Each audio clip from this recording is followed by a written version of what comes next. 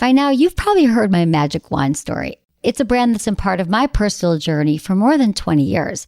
But no matter how many times I sing Magic Wand's praises, I'll never be able to fully capture the story of this incredible brand. Well, now journalist and author Kate Sloan just completed a limited audio series documenting the history and impact that Magic Wand has created over the last 56 years. It's called Making Magic. And the series chronicles Magic Wand's incredible brand story through interviews with nearly 40 experts, performers, business owners, educators, and fans. So I got a sneak preview of this series, and what I loved is that Kate weaves together snippets from all their interviews into this amazing story arc. She covers Magic Wand's journey from appliance store massager to its legendary influence on culture and sexual independence, and it's all just fascinating.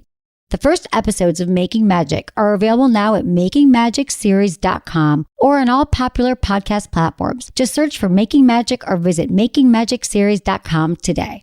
Thanks for listening to Sex with Emily. On today's show, I'm joined by host of the Disability After Dark podcast, Andrew Gurza, to talk about what it means to be a queer cripple, ways to make sex with disabilities as hot and pleasurable as possible, how to overcome insecurities and gain confidence in the bedroom no matter what's holding you back, and ways to make oral, anal, and masturbation more comfortable. All this and more. Thanks for listening. Look into his eyes. They're the eyes of a man obsessed by sex. Eyes that mock our sacred institutions. Bedroom eyes, they call them in a bygone day. Hey, Emily, you got a boyfriend? Because my man E here, he just got his heart broken. He thinks you're kind of cute. A girl's got to have her standards. Oh, my. Do women know about shrinkage? Isn't it common knowledge? What do you mean, like laundry? It shrinks? Can we not talk about sex so much? Are you kidding me? Oh my God, it feels so good. Being bad feels pretty good. But you know, Emily's not the kind of girl you just play with. You're listening to Sex with Emily. We're talking about sex, relationships, and everything in between. For more information, go to sexwithemily.com. Check out everything going on there, our blogs, our podcasts, our videos. You can easily subscribe to the podcast and see what's going on here with Sex with Emily and get all the information you need to have better sex and relationships. And you guys take our survey. It's Alternative August and it'll be up all month long. And we want to know about your sex life. It's completely anonymous. We're not going to share it with anybody. It's in the name of science. We actually want to hear more about your sexual behaviors, your habits, what you're into, and then we'll be sharing those results back to you. And we have a few questions about the Sex with Emily podcast. It should only take you a few minutes. And again, it helps us make a better show and help you all have better sex. Again, you can find that at sexwithemily.com/August or go to my website and click on the Alternative August survey banner. And again, it's anonymous. We won't tell anyone. Also, find me at Sex with Emily across the board on all social, Instagram, Facebook, Twitter. Love hearing from you all. And now for your sex in the news. Fantasizing about your partner can boost your sex drive and maybe save your relationship.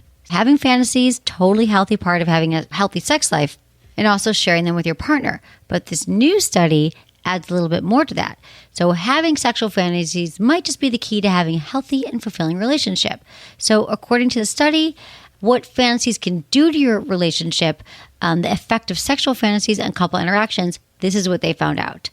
They asked the couples to sexually fantasize about either their partner or someone else and then describe the content of their fantasy and then check out their relationship and see how it impacted their relationship physically and emotionally. So those who talked about the fantasy reported a greater desire to get down and dirty with their partners compared to others. But even more so, you guys, check this out. Fantasizing about a partner. So not some stranger, not the sexy person, the barista who gave you coffee this morning, but actually having active fantasies with your partner increased their partner's appeal and decrease the negative perceptions about the relationship.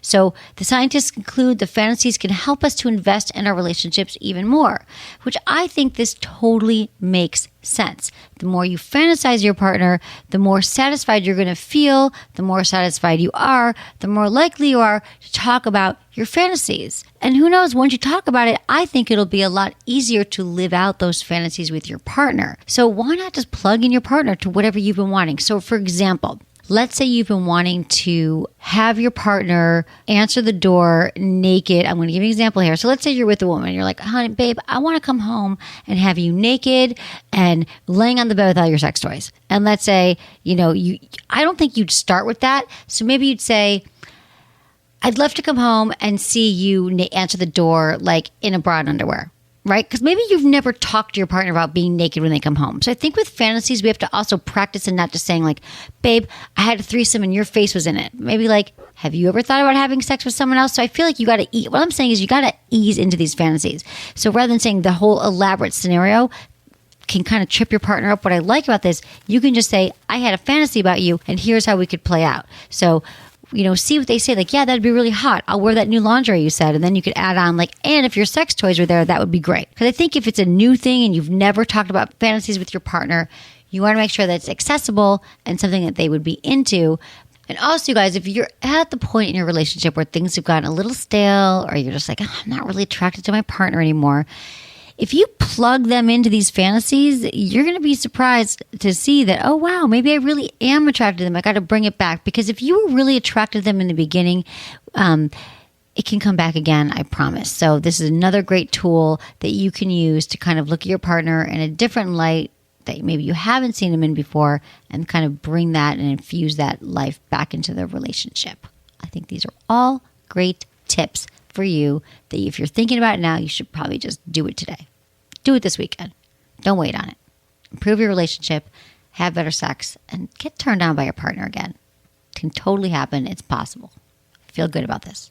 I hope you guys enjoy today's interview with Andrew Gurza. He is a disability awareness consultant, cripple content creator, and host of the Disability After Dark podcast. I was fascinated by his podcast and enthralled. I feel like he and I have a lot in common. There's a lot of vulnerability that comes up when you're talking about sex and you're in the business of sex and when you're actually having sex and you're worried about it. Like, is this for research? Is this for myself? And just a lot of the challenges that we all have in the bedroom. I feel like, Andrew's got a different host of challenges, but the way he talks about it, I think is really relatable, really heartfelt, and really vulnerable. I think Andrew's doing great work. And if you want to know more about him, you can find him at andrewgurza.com, Gurza, and check out his podcast, Disability After Dark. And you guys enjoy the interview. All right. I've got Andrew Gurza on the phone. Hey, Andrew. Hey, how's it going? Good. I'm so excited to talk to you. And I do not think that people talk nearly enough about having sex with disabilities. And I think we all deserve to have better sex and relationships. So I'm really excited you're on the show. And I've been listening to your podcast and I was like, we have a lot in common. Because first of all, being a sex educator and building a brand and kind of being obsessed with work and thinking when I'm having sex, like how to really let yourself actually enjoy sex when it becomes your job. And how not to be having sex and thinking about, should I be doing this for research or do I need to talk about it is the one thing. And then also all the insecurities and vulnerabilities that we all have around sex. You're so open about it, like a play-by-play about when you're in the moment and out of the moment with a partner. And I just thought it was so relatable and honest. And I love the work you're doing. That's so great. Thank you so much for that kudos. Because, the work I do, I just did it because I was bored one day. And I was like, let's start a podcast and see if it goes anywhere. Well, it's really I was going to ask you about how you got started into, I guess into podcasting, but also were you an educator before that? Or did the podcast get you on board with consulting?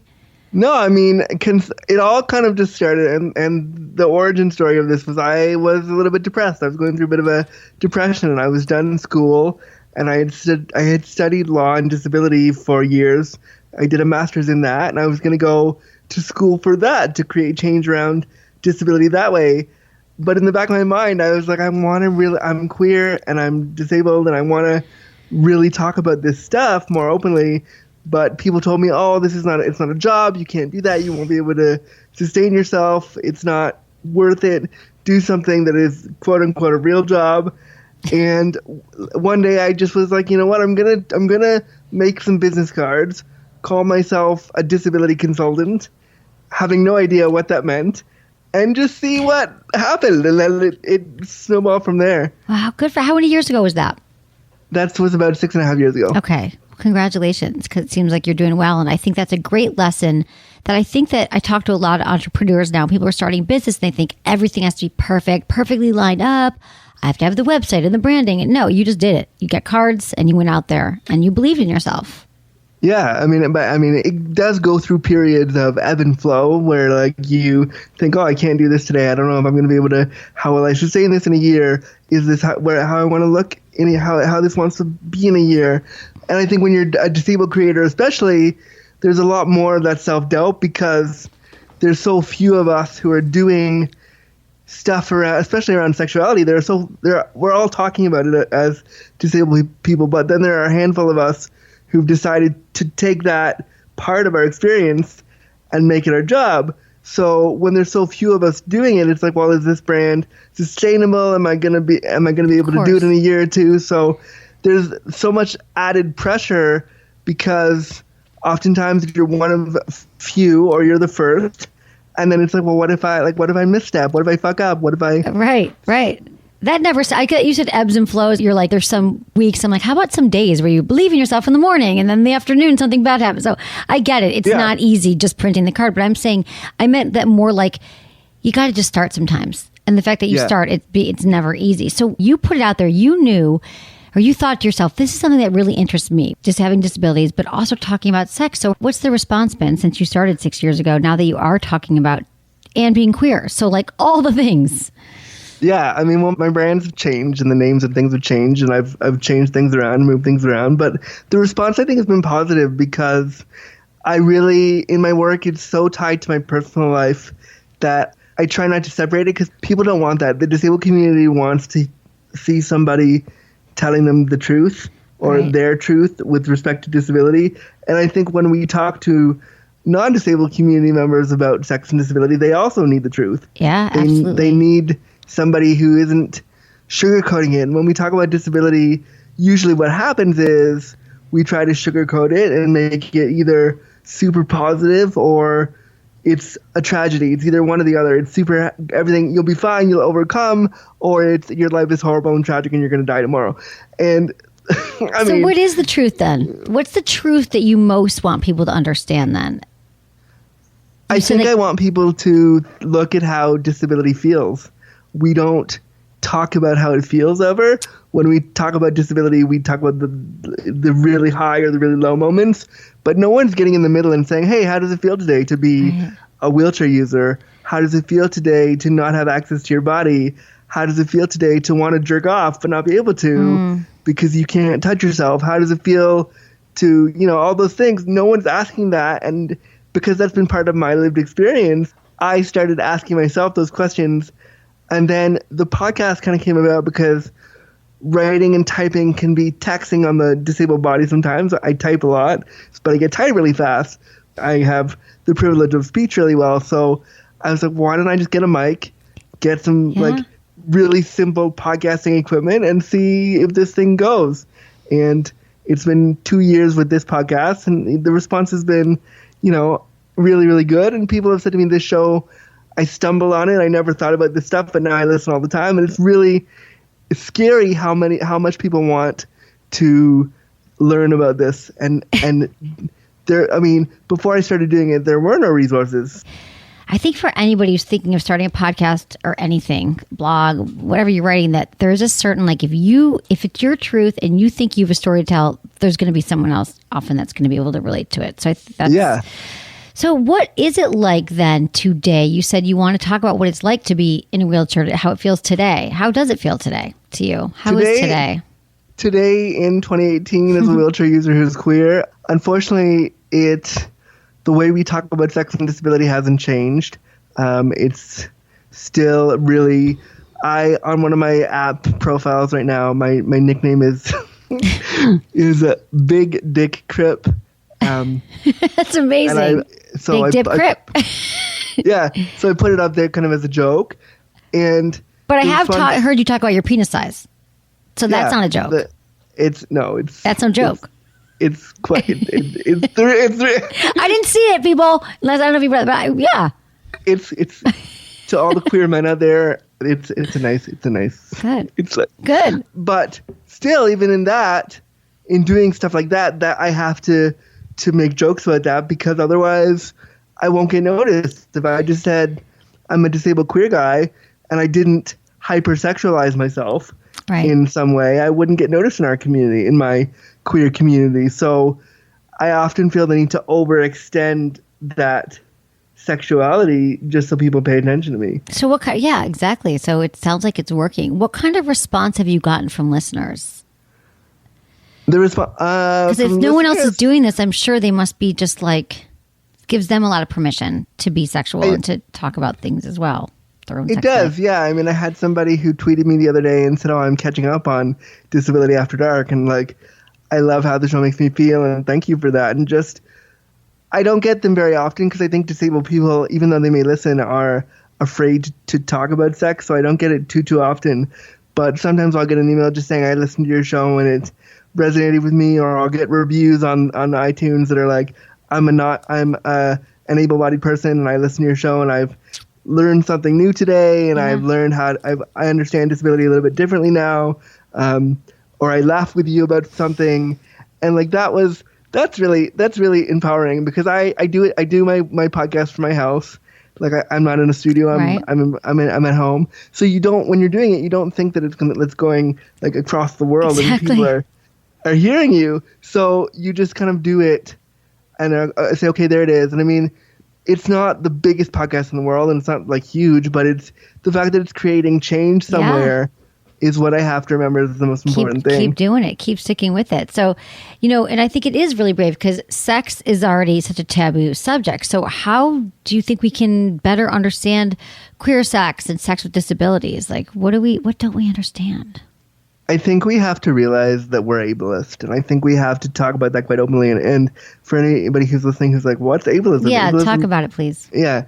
Ableism basically is like the discrimination against disabled people. So if you make an off-color joke about someone's wheelchair, or you say something like, oh, that person is I'm just trying to think of like a common one. If you call somebody handy capable and you don't ask them what their terms are, or you say something that might be considered a slur, that could be ableism. And it's just discrimination, or really it's ignorance around disability. And I think we have to realize that we all have the capacity to be ignorant, and we all have the capacity to say the wrong thing. I think it's how we handle that. And I think when a disabled person calls somebody out and says, hey, you're being an ableist right now, it isn't necessarily like to say to them you're being an asshole. It's saying you've maybe misstepped for me. Can we interrogate that? And I think people are really afraid to be called out in these instances because they'll say like, oh no, I can't be ableist, I have disabled friends. Well, it's like, right, exactly. No, we can all be.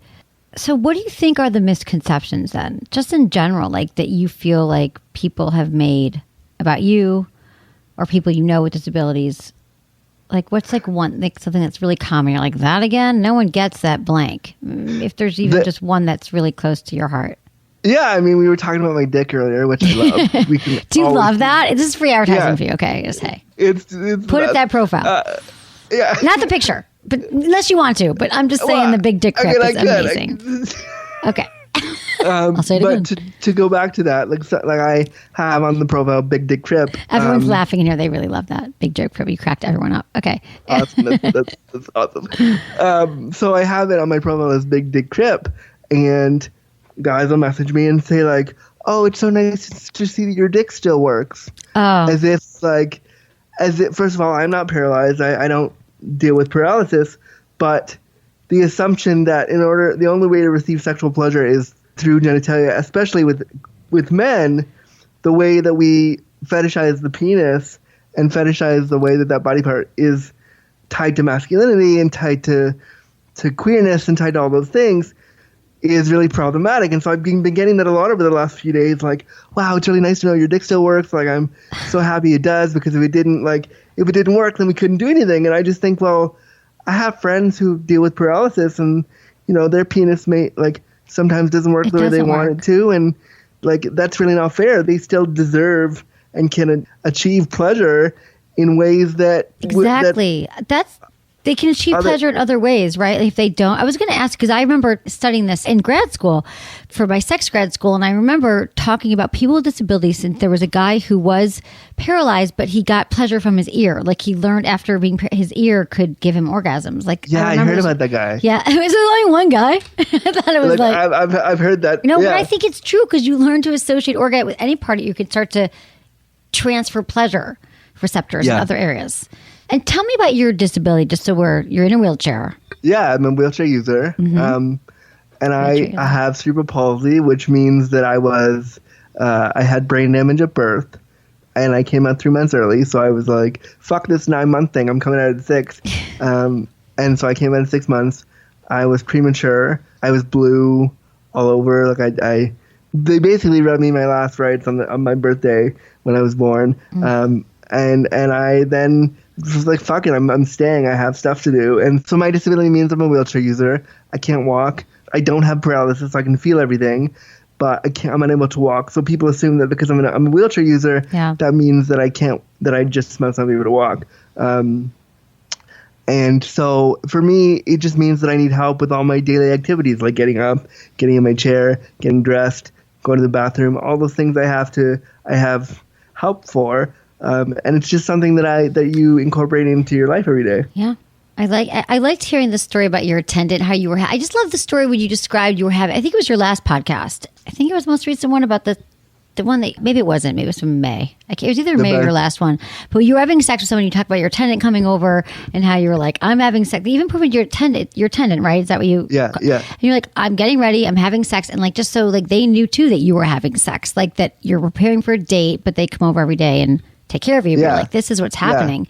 And so I also thought it was interesting because listening to your story about how so I hear from people every single day, right, who have challenges around sex, who are like, I'm insecure because I don't like my body or my penis is small. So there are people who are, in those ways, they're challenged. They're worried about their penis.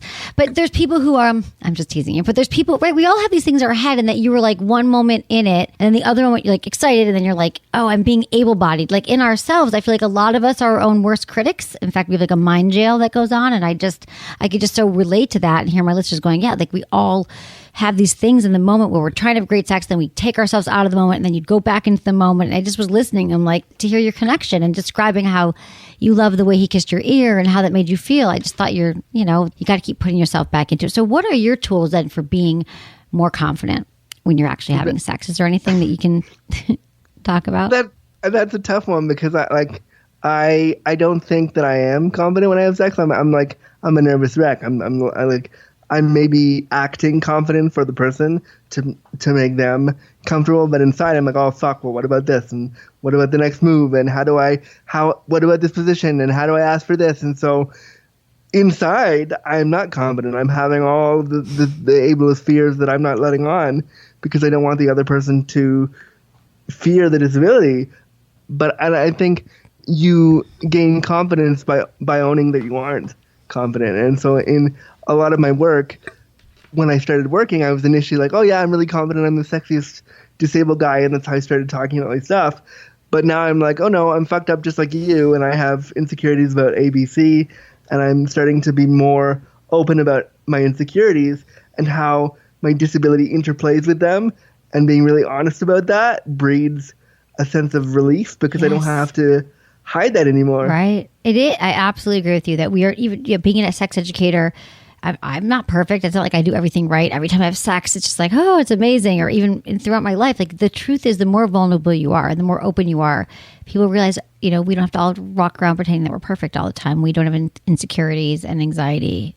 I think all of us can relate to that. So I think you're right. Yeah. That's a great thing to learn too. I'm sure it helped your business. Probably get you more listeners as well. Like I would think that people can, because it's relatable, not get you, but you know what I'm saying? People are like, I can relate to that. Just like I listened to you, I was like, I feel everything that you felt in this moment. Like, which is, and that's the point. But I think the trouble is, and the thing that I struggle with in making this a business is how do I, realizing that I don't have to pander to a non-disabled audience, and realizing that I didn't create this show just to make able-bodied people feel better about sex and disability. Realizing that there's like a community out there, people who are listening who are disabled, and who the response from disabled people for this show that have said to me like, I listen to your show and I feel like I'm at home. Yeah. That makes me like well up with like joy, because it means that no matter what else happens, if two people listen who feel that way, I've done my job. Yeah. And like to know that this little podcast that I started kind of as an experiment to see how far it would go has done that is like, wow. Yeah. I'm really excited for you. So that keeps you going. Now, what about dating? Let's talk about your dating life.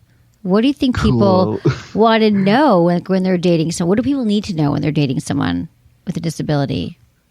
I think. Or just in general, yeah. Some of your dating tips. I don't date lots anymore. I fuck around a lot. I don't. Cool. How about having sex with someone with disability? I think. Well, I mean, the last time I went on, I'll tell you my last dating story. I went on a date with a guy a few weeks ago. And we went and had burgers, and he was going to come back to my place and mess around, and we did that. It wasn't amazing, and that was okay, but we didn't click, and that was fine. And then 2 or 3 days later, he messages me and says, "Oh, I just wanted to say hi," and it was around Pride time, so he said, "Oh, happy Pride," and I said, "Oh, thank you." And he says to me, "Well, I wanted to let you know that I can't. I don't think we should see each other again." And I was like, "Oh, okay, like that's all right. I guess things didn't whatever." And I left it at that. And he's like, "I want you to know why. It's because you're not as independent as I would like you to be in bed." And I was like, "Oh, okay." And he was like, "Yeah, so your disability is kind of an issue for me, and I wanted you just to know." And I was like, "Oh, like I didn't need to know that. Why couldn't you just have like told me that you didn't want to hang out anymore?" And I would have like gotten the hint. Like right.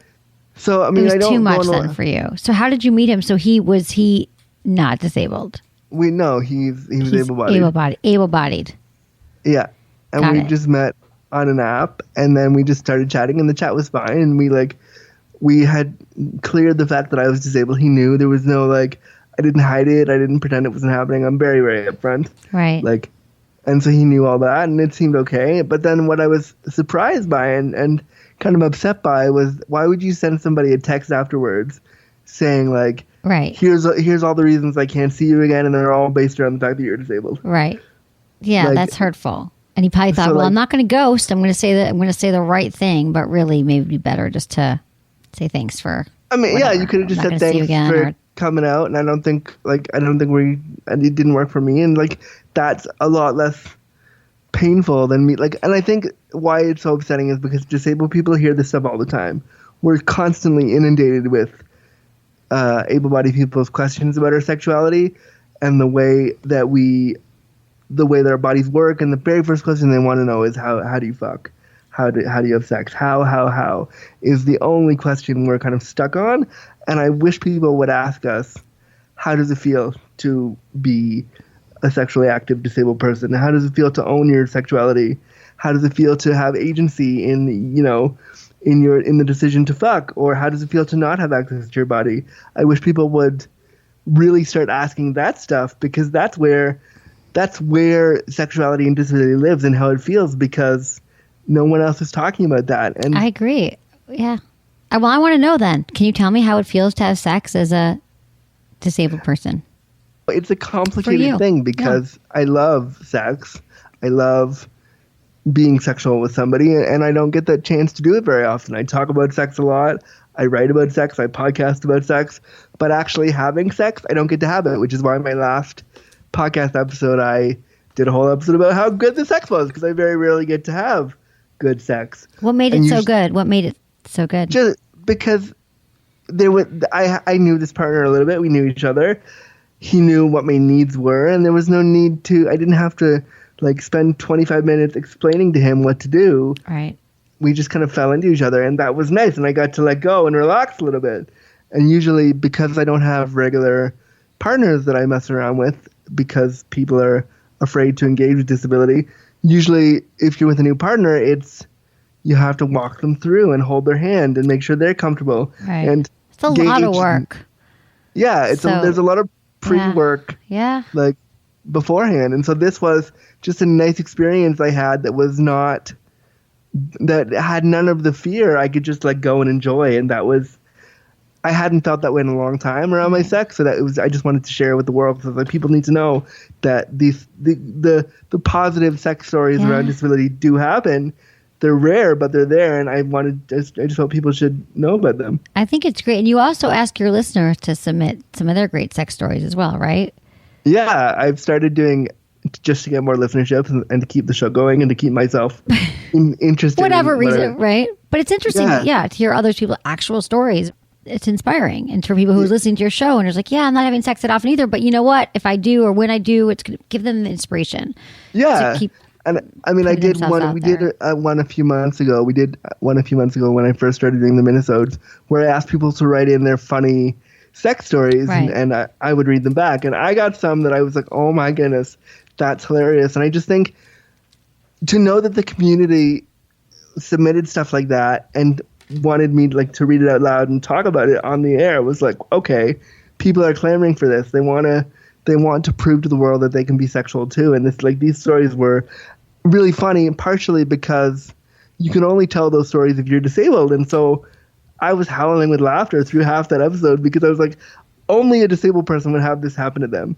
I think, again, that's why your show is serving purpose. It's relatable. I think it's useful to share people's stories. That's what we do. Like how, we ask people it's like masturbation month stories, or masturbation month, or anal. This is actually alternative August / anal sex month, where it's like, what are your stories? Because I think that even I learning, I'm like, God, you guys masturbate like that? That's interesting. I think that is how we learn from other people's stories.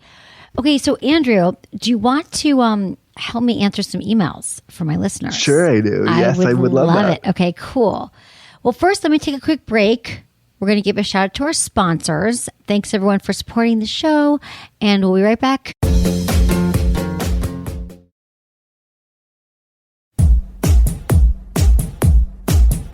Tell me about masturbation. Can we talk about masturbation with disabilities? Yeah, masturbation for me has been a new journey for me because when I was younger, when I was like a teenager and stuff, I could easily masturbate, and my dexterity in my hands were a lot easier, so I couldn't masturbate. I think you said dexterity, but you said dexterity. It could totally be it is dexterity though. It kind of is. You're sort of right. Yeah. It's a new word. Anyway. So my dexterity, my dexterity you can take that. Yeah. Was a lot more. I had more movement of my hands, and as I've gotten older, because of my disability, the strength of my hands has lessened a little bit, and the muscles become tighter. So the typical motion that penis-having people have when they masturbate is to grab the shaft and go up and down. I could never do that. I could use my thumb. But because of the changes in dexterity, I can't really use my thumb anymore. So I've stopped masturbating because it's just too painful. And so sometimes now when I get aroused, I'll just randomly come sometimes. And it's super awkward to be like, oh, sorry, yep, I had a moment there. So my ideas around masturbation have changed. But my ideas around self-pleasure have also changed because now I can have a pleasurable moment and not have to worry about touching my body. But you still have it. So you still have a release. You still have orgasm, but you're thinking your way there. And that's something you had to learn. Yeah, and I'm still learning that. And it's like sometimes it'll happen at really inopportune moments. Like, oh, fuck, how do I get... And there is an embarrassment of how do I explain to somebody that I just came when I was I was watching Grey's Anatomy one day and I just came and I was like, what is happening? What? So it's learning to be present in a body that sometimes doesn't do what you want it to do. And that can be tough because I look at able-bodied queer people who are constantly wagging their genitals around. Sometimes in queer male communities, that's what's happening a lot of the time, and we're so hypersexualized. And I get really jealous because I'm I want to be able to be down to fuck whenever, and I am mentally, but physically I'm not, and that's as a disabled person, that's what's frustrating. Right. So the idea that I could just whip up my dick and take a cock selfie, like so many people do on these apps, is I wish that I could do that. Right. Have you ever used a stroke or anything, or could you use anything else to help? Well, just because my dexterity is so... You can't, okay. I just couldn't, and I'd have to call one of my care workers in, which would be a super interesting conversation. Be like, hey, can you just set me up so I can jerk off? Just a minute, thanks. yeah, right. Just because there is, as open as I am, there is a sense of I want this to be mine. I want this to be a private moment that I have where I don't have to involve somebody else. So yes, I could totally call somebody and ask for that help. And I asked for help in every part of my day, so I have no problem asking. But it's also the understanding that like this is mine, and I don't want to share this with you in any way. So sometimes you just don't. I get it. I understand. That would not be an easy thing. So have you ever tried? I understand. Have you tried any products? You know, like there's some companies that make some like sports sheets. You work with sports sheets. They make slings and swings or toys. Or is that anything that you talk about? I have a sling. To your audience. Yeah. I did test a Tanga egg a few weeks ago on my show just to test like the dexterity of the Tanga egg, and I had it on the air and I was playing with it with my fingers and seeing and talking about how somebody with a disability would be able to use it or not use it. Okay. And many of those toys, because of dexterity, right, a disabled person, at least in my position with my level of disability, couldn't use. Now, somebody who had less disability might be able to, or more dexterity could do that, but I couldn't. Actually, it's funny. My sister, who lives in Australia, and I were working on a line of sex toys for people with disabilities that we're working on designing. Cool. And we're doing research with RMIT in Australia right now to really create a toy from scratch that is designed for and by people with physical disabilities.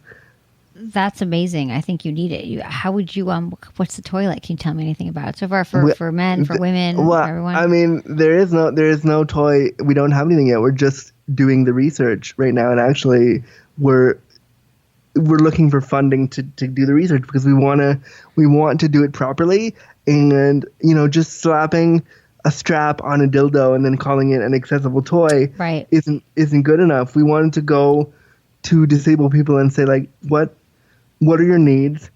What as a physically like what gets you off? What's easiest for you? What's hardest for you? So we're doing that preliminary research to make sure that we've been calling it a disability-driven design for the toy, which means that we put disability first. Like it's putting disability first, because usually whenever anything is designed for a disabled person, it was usually designed for a not disabled person first and then adapted. This is saying, no. Disability is part of the process from square one. I don't want to say too much about the toys because I don't know if I'm allowed to, but it's going to take us a while to properly get something out there. But I'm really, really proud of the fact that it's, first of all, my sister and I are doing it in a family way. So to involve a family member in this kind of work is really awesome. I love it. Well, we want to hear about it. And I think you could do like a Kickstarter campaign, or even start with like a survey on your site, have people answer questions. You said you're kind of doing some research right now. And I bet your listeners would. Oh, you do? We have a GoFundMe right now. Oh, good. See? So okay, let's all support you. Okay, where can we find it? Awesome. If people go to GoFundMe.com, and if they go to deliciouslydisabled.ca and then click on donate, it'll take you to our GoFundMe page, and you can throw $1 in here and there. Awesome. And it's something that we're working on because we really want to. There's something powerful about being the first. Yeah. People to do that, and also to know that this could revolutionize how disabled people access their bodies is really cool. Yeah, I think so too. I think it'd be great. We'd love you to share that research with us as well when you get it back. And we'll put this link in the show notes. People can find you, because I think it is really useful. And I'm just thinking about now, like, how could you invent the stroker so it connects to your chair so you don't need your hands to get it to work for you? Like, I'm trying to think about that too. I'm actually like, you're right. What could we do here? Like a remote control, like a sling that comes down with the toy. Let me know how you go with it. I want you to find some good things for you. Okay, so Andrew, do you want to help me answer some emails for my listeners? Sure, I do. Yes, I would love that. It. Okay, cool. Okay, if you want a question answered on the show, you can text Ask Emily, all one word, to 797979. Fill out the short form, or go to my website, sexwithemily.com. Click on the Ask Emily tab, and always include your name, your age, where you live, and how you listen to the show. Okay, this is from Ben. He's 42. Dear Emily, I recently started hearing your podcast after I heard you on the Mind Pump podcast. I met my wife many years ago. We dated for 7 years, have been married for 3. My wife has severe medical issues. She was in a car accident at a young age and had to have part of her left arm amputated. She also has severe arthritis, affects her joints, leading to having both hips replaced And with the surgery, she's gained weight, but now she can't really exercise. It's difficult for her to lose the weight. I think that she's beautiful and sexy. When we first started dating, we were able to have sex in a lot of positions, but now she's only comfortable in the spooning position. We've brought inflatable wedge pillows to get her into different positions. She was okay with them at first, but we don't use them anymore. I've gotten to the point where I'm bored with the position. I've asked her to try other positions, but nothing is really comfortable for her. She can't open her hips too wide without being afraid a metal screw will break inside of her because it's happened once before. Are there any positions you can suggest that may work for her? So I needed your help with this one too, Andrew. I thought you'd be great helping with this. This is Ben. He's 42. But first, I just want to say, Ben, it sounds like you guys have really good communication and that you've really been able to work around it. But now it sounds like maybe she's just in a lot more pain, or maybe she's nervous to start again. And there might be, I don't know. What are your thoughts, Andrew? Because I feel like they've used the wedge. That's a tough one. I don't know. First of all, that's a lot of information. And I appreciate that Ben is telling his wife that she's still beautiful and that he's doing those things and putting in the work to ensure that she feels emotionally seen and valued as best he can. As a sexually active disabled person, I got to say I can't move in a lot of positions either. I am in really, I have pillows and wedges too that I use for sex to keep my body comfortable. I've had a hip replaced. I have spinal fusion, metal rods in my spine. So I understand what the fear she has. I'm also, a person with a little bit more weight on me in the belly area, so I understand that too. And I understand how all that impacts your desire to be sexy. I don't really know if I have an answer in terms of how to, what positions they could get into. I would say maybe consider not having penetrative sex. Consider hand jobs and oral. And I think you're so right. Yep. No, I agree. I was here listening because you're right. I was like, what could they do? I don't know. Maybe she's got a lot of fear because she did a metal screw already broke inside of her. But it sounds like she might have some trauma as well. I would be afraid to have sex as well if I had something happen. No. But I think, I deal with things like IBS and catheters too. So there's a constant fear of oh no, what if something disability related happens during this supposedly passionate moment? Right, right. How the fuck do I deal with that? Exactly. So I understand her fear, but I also can appreciate Ben's fear of being I want to just fuck my wife in a loving, I love you consensual way. I want to fuck my wife and not being able to, and not having the lived experience of her body trauma. So I don't know if there's an answer, but I would just say keep talking through, maybe suggest, I don't want to suggest say that counseling is the only option, but maybe talking to somebody about her trauma and his because her trauma becomes his trauma when he can't fuck his wife. That's not being able to love your partner in that way. Exactly. Surely takes a toll on him. Right. There's a lot of pressure here. Maybe she could find, maybe it's they're massaging each other, foot massage, making out again. Kissing goes a lot in long-term relationships. I love kissing. Right. So you need a little bit of intimacy. Maybe they got to bring back some of that. So maybe she's feeling also, a lot of times there's a mismatch. She might feel oh, he's coming near me again. I don't want to have sex because it could be painful. So they've gotten to this, they're not even touching anymore. And I think for couples forget they can separate both of those things, that they could actually do other things and have pleasure in other ways. I think also, because I'm disabled, I've had to reimagine what sex looks like and what sex is and how sex feels. And so, sometimes sex for me is making out and then I give a guy a hand job, he gives me a hand job, and we're done. That's it. But that was sex. Exactly. No, you're absolutely right. I think that there are so many different ways to have sex and to be active and to connect with your partner. You're absolutely right. And I'm a fan of therapy as well. If she's had some trauma around this, or just in general, communicating, understanding what her challenges are. If there is trauma, go to therapy. A huge fan. This is from Michael, 27 in Kentucky. Hey, Emily, I've been listening to your podcast for 2 months now. It's awesome and has taught me a lot. I'm a virgin and I'm planning on having sex soon. While I'm sort of nervous, I'm also excited. I'm not very well endowed, but know it's not a huge deal to women. My worry is I'm well below average when I'm flaccid and it makes me insecure. I know my first time won't probably last long and I should focus on the foreplay. Should I be worried or insecure about my small penis size when I'm flaccid? Okay, Michael, here's the deal. I've never heard this before. When I read this, I'm like, I don't think I've heard a lot of men worried about their penis size. And side note, most people are not complaining about their partner's penis. So men worry about it a lot. I know you don't have that concern there, Andrew. But anyway, God, I love making penis jokes with you. Okay, so but I don't think that, Michael, you have to worry about it being flaccid. Most guys aren't big when they're flaccid. Like, that's the point. They're flaccid, and your partner's really not going to be thinking about that either. And it is true. Focus on her pleasure. Focus on foreplay. Make sure she's enjoying herself. Not get too inside of your head. So, what do you think here? How do you get out of your head, though? Well, I'm sitting down all the time, so really, like, when I look at my penis and it's flaccid, it's up against the rest of my body, so it looks different because So like, I get his fear of like, oh, it's not, it looks weird because of what so I get that in a different way. I understand. I also think that, like, he was talking earlier about he's worried about performance and lasting long. I'll share a quick story about that. When I first had sex with somebody, my very first time with somebody, he kissed me and I came. It was done, finished, over. Like, that was it. And I was so embarrassed. And it was like you were watching Grey's Anatomy or something. Yeah, right. Basically. But he kissed me and I came and I was so embarrassed.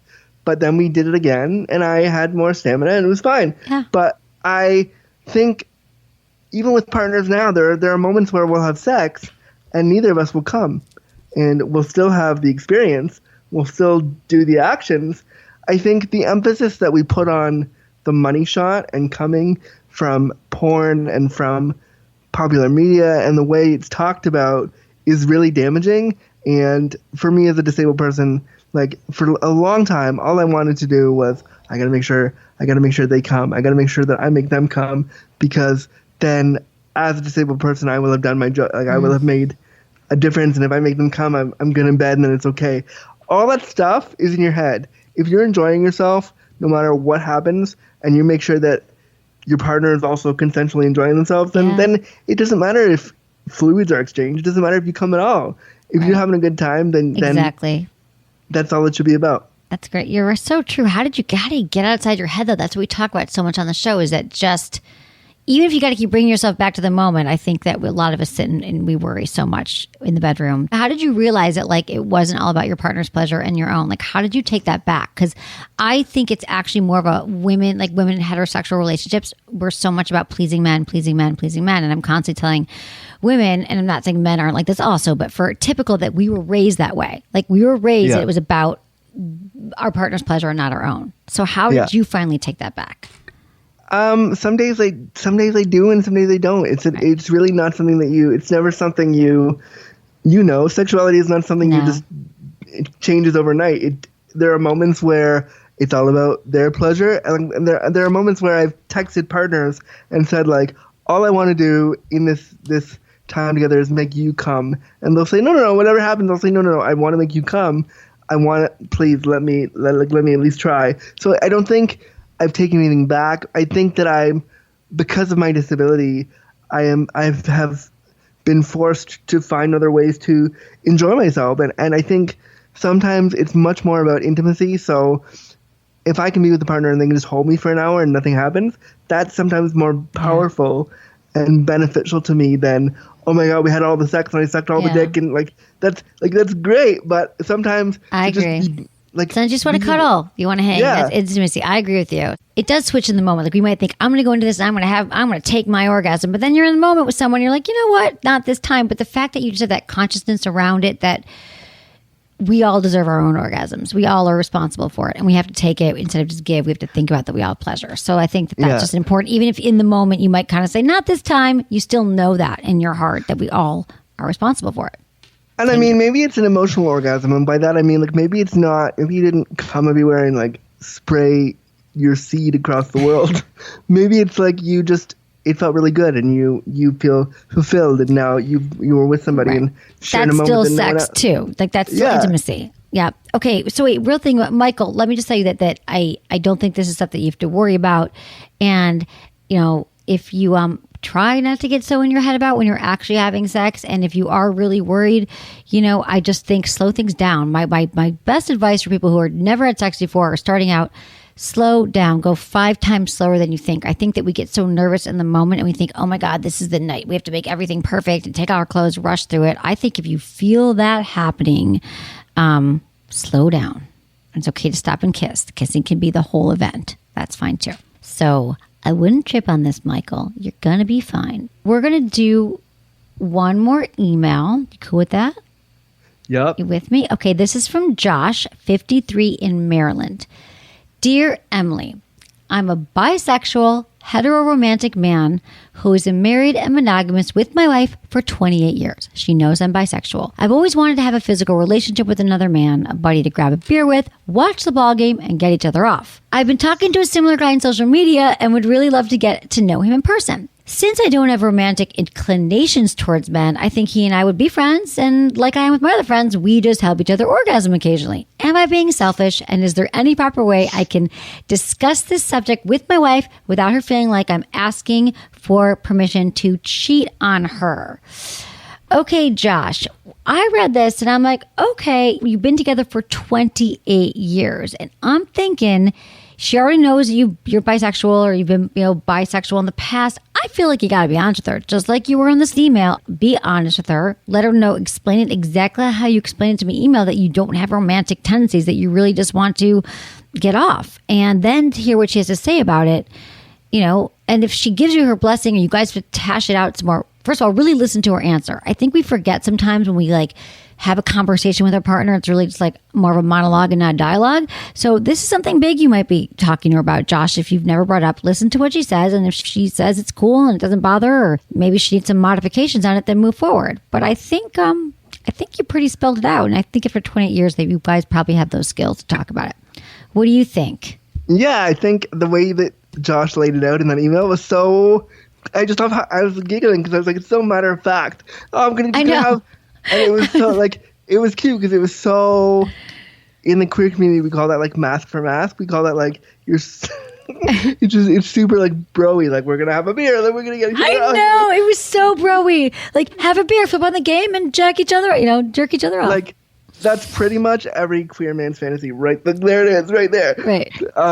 And I just think if you're honest with her and you say it as nonchalantly as you did in that letter, but again, like Emily said, listen to her answer, because I'm speaking as somebody who's never been in any kind of relationship long term, but I think if she knows you're bisexual and she loves you and wants you to explore that, I think you can talk about it openly. But I think you have to be ready for a longer conversation about what that means for her and what it might actually mean for you, because what if you're with this guy and romantic feelings do start to have right. I think all that stuff needs to be explored before you do anything, and just laid out in case something happens. That's a good point. I think that's so important when you're having the conflict. I think so you have to talk about what's going to happen after, because she might not be cool. She might say, it needs to be a stranger or someone you met online. It can't be any of her friends. She might have boundaries around it as well. So you're right. Kind of have mechanisms in place to manage this new part of your relationship. Good. Yep. Advice. Thank you so much, Andrew Gurza, for being on the show, for sharing all of your stories and talking to us about your podcast and your life as a consultant. Disability After Dark is your podcast. You're also a consultant. Tell us where people can find you and anything else you'd like to share. Yeah, they can find me at www.andrewgurza.com, on Twitter at Andrew Gurza, or disaftdarkpod. I am available for consulting work, and I give lectures and talks and stuff like that. So I'd love to talk to some of you. And if you want to download the podcast, please do so. It's on every podcast platform. I want to get the numbers up there. And, cool. Well, hopefully this will help you. Awesome. I'm sure it will. So. And you're doing great work anyway, so keep doing it. Thank you so much, Andrew, for being real and open and vulnerable on the show. And we'll put all this in the show notes. So thank you, everyone, for listening. Check out our alternative August survey. And thank you to my amazing team, Ken, Sarah, producer Jamie, and Michael. Was it good for you? Email me, feedback@sexwithemily.com.